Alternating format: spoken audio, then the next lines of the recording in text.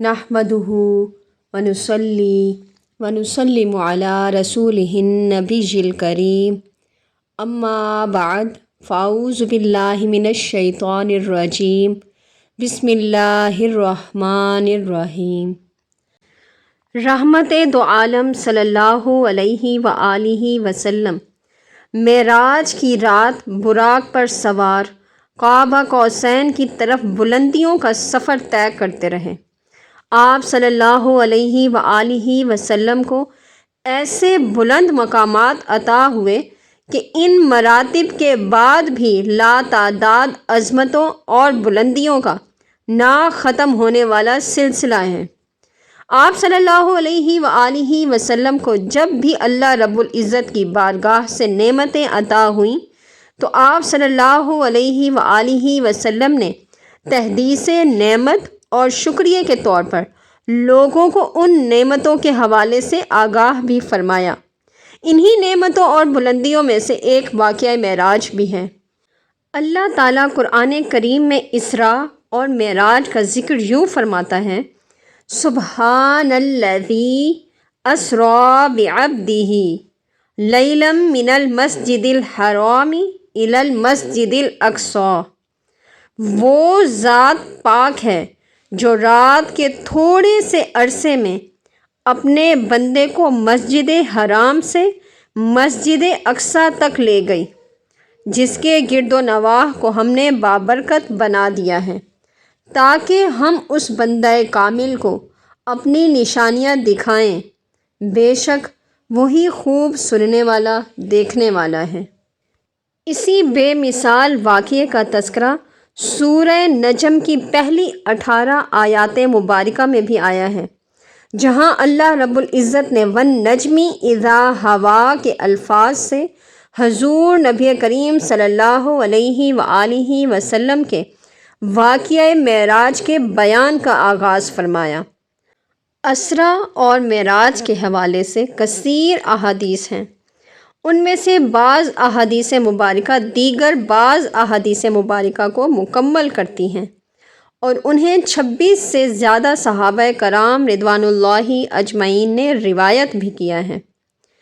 واقعہ معراج کو کچھ لوگ سنتے ہیں تو وہ اس واقعے کے ظاہری پہلوؤں تک محدود رہتے ہیں اور پھر ایک بحث میں الجھ جاتے ہیں کہ کیا یہ خواب کا سلسلہ تھا یا بیداری کا، کیا یہ سفر روح اور جسم کا تھا یا فقط روح کا، کیا یہ معجزہ دن کو رونما ہوا یا رات کو۔ یہ سارے سوالات اس وقت اٹھتے ہیں جب دلوں میں ایمانی حرارت معدوم یعنی کہ کم ہو جائے، اور دوسری طرف اس خبر کو ایک قوم نے اس طرح سنا کہ یہ خبر ان کے دلوں کی گہرائی میں اتر گئی۔ تب وہ لوگ طبعی صورت میں اس واقعے کی روح کی طرف متوجہ ہوئے۔ انہوں نے یہ خیال کیا کہ یہ خبر ایسی ہدایات پر مشتمل ہے جنہیں سرسری نظر سے دیکھنا مناسب نہیں ہوگا۔ اس میں امت محمدیہ کے لیے چند ہدایات ہیں، جیسے اللہ تبارک و تعالی جن انوار و تجلیات کو لوگوں کی ہدایت کے لیے اپنے انبیاء اور مرسلین کے ذریعے دنیا میں بھیجتا رہا، رحمت دو عالم صلی اللہ علیہ وآلہ وسلم اس سلسلے کی آخری کڑی ہیں، تاکہ یہ انوار و تجلیات انسانیت کو ہدایت کی طرف رہنمائی کریں، انہیں اللہ تعالیٰ کی بارگاہ تک لے جائیں، اہل ایمان کو پاکیزگی کے اعلیٰ ترین مقامات اور حقداروں کو ان کے مطلوبہ کمال تک پہنچائیں۔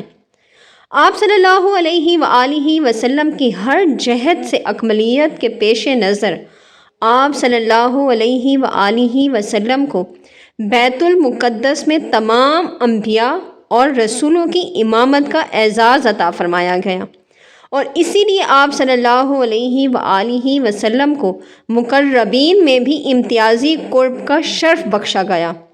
آپ صلی اللہ علیہ وآلہ وسلم زمینوں اور آسمانوں سے گزرتے ہوئے بلکہ ساری کائنات سے گزر کر وہاں پہنچے جہاں کبھی کوئی بشر نہیں پہنچا، بلکہ بشر تو بشر ملائکہ کے سردار جبرائیل امین علیہ السلام بھی نہیں پہنچے۔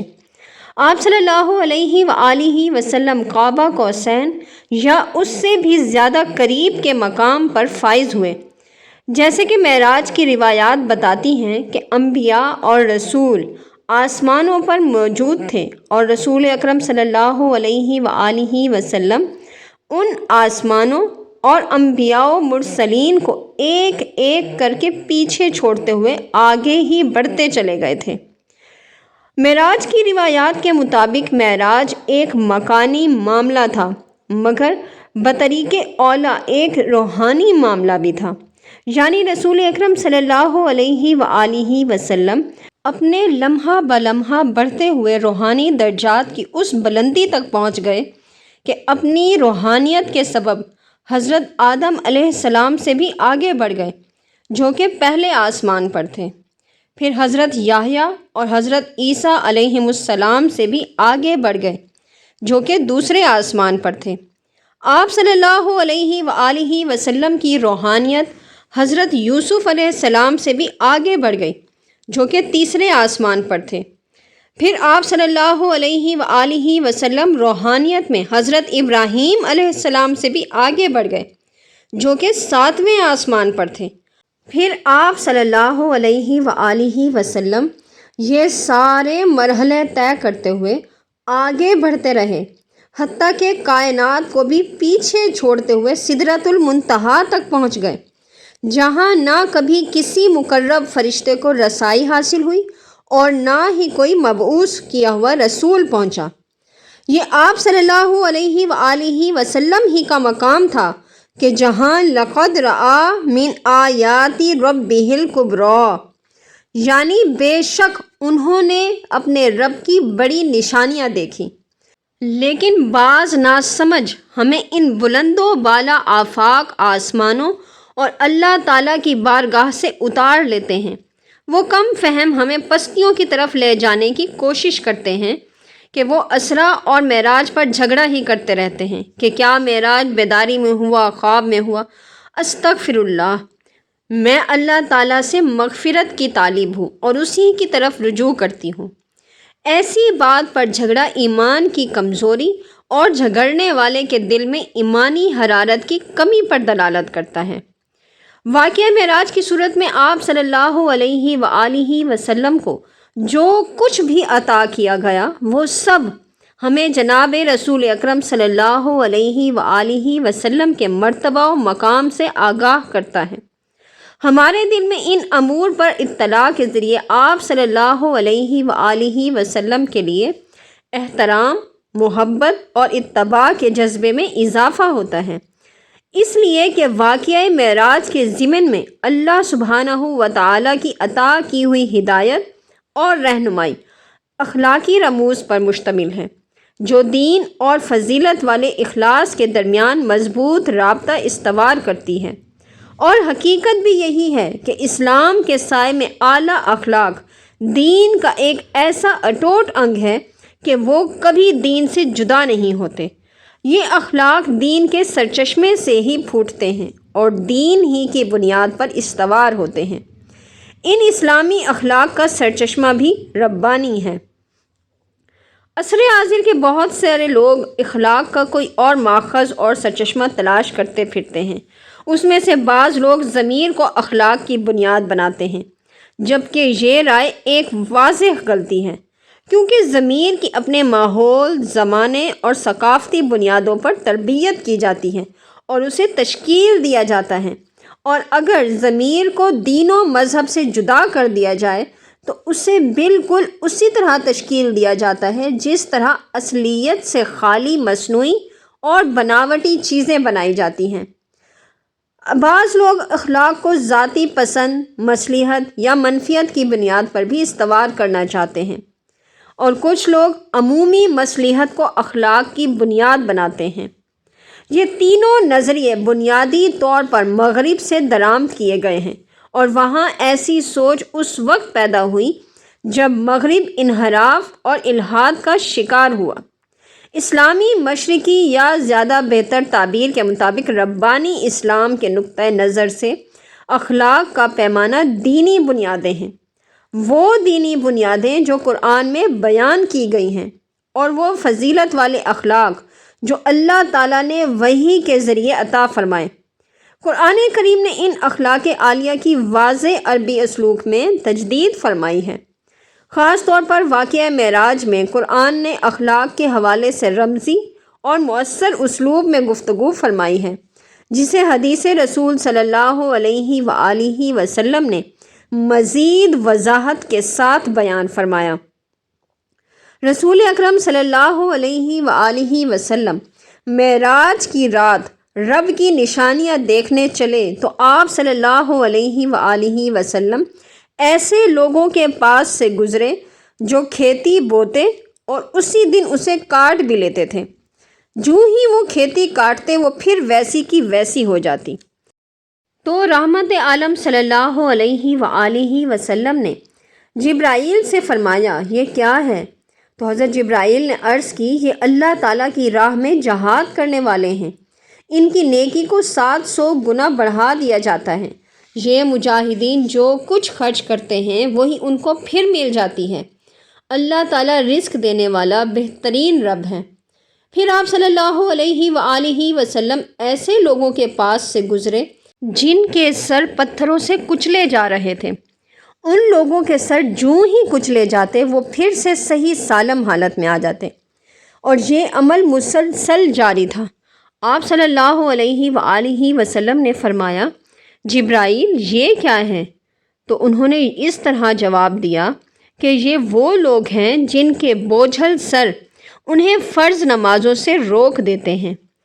پھر آپ صلی اللہ علیہ وآلہ وسلم ایسے برہنہ لوگوں کے پاس سے گزرے جن کے جسموں پر آگے پیچھے چیتھڑے لٹکے ہوئے تھے اور وہ جانوروں کی طرح چر رہے تھے، زقوم اور دوزخ کے پتھر کھا رہے تھے۔ آپ صلی اللہ علیہ وآلہ وسلم نے فرمایا، یہ کون ہیں؟ تو انہوں نے عرض کی، یہ وہ لوگ ہیں جو زکوٰۃ ادا نہیں کرتے۔ اللہ تعالیٰ نے ان لوگوں پر کوئی ظلم نہیں فرمایا، اور اللہ تعالیٰ تو اپنے بندوں پر ظلم کرنے والا ہے ہی نہیں۔ پھر آپ صلی اللہ علیہ وآلہ وسلم ایسے لوگوں کے پاس سے گزرے جن کے سامنے ایک پاکیزہ ہنڈیا میں پکا ہوا طیب گوشت تھا، جبکہ دوسری خبیث ہنڈیا میں بدبودار سڑا ہوا کچا گوشت پڑا تھا، اور وہ لوگ بھنے ہوئے پاکیزہ گوشت کو چھوڑ کر سڑا ہوا کچا گوشت کھا رہے تھے۔ تو آپ صلی اللہ علیہ وآلہ وسلم نے دریافت فرمایا، جبرائیل یہ کون ہیں؟ تو انہوں نے عرض کیا، یہ آپ صلی اللہ علیہ وآلہ وسلم کی امت میں سے اس مرد کی مثال ہے جس کے پاس حلال اور طیب بیوی ہو، مگر وہ اسے چھوڑ کر خبیث عورت کے ساتھ شب باشی کرے، اور یہ اس عورت کی مثال بھی ہے جس کے پاس حلال اور طیب خاوند ہو، مگر وہ اسے چھوڑ کر کسی خبیث آدمی کے ساتھ شب باشی کرے۔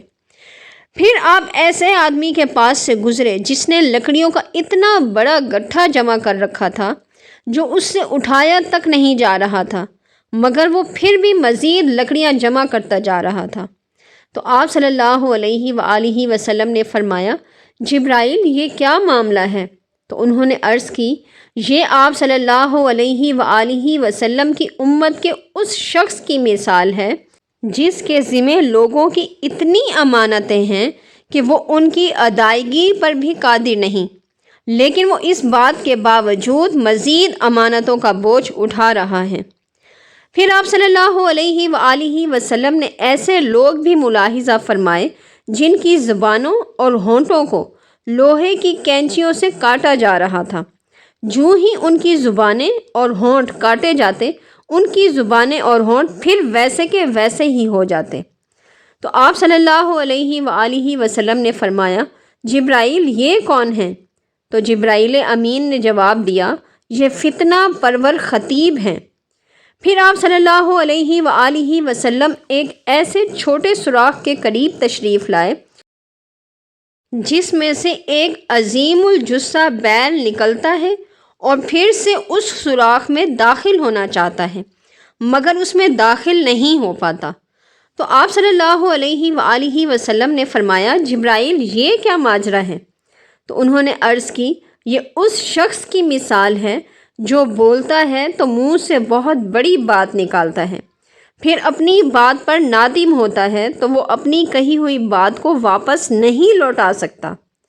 پھر آپ صلی اللہ علیہ وآلہ وسلم ایک وادی میں تشریف لائے، جہاں آپ صلی اللہ علیہ وآلہ وسلم نے مشک کی خوشبو جیسی ٹھنڈی اور خوشبودار ہوا پائی اور ایک آواز سنی۔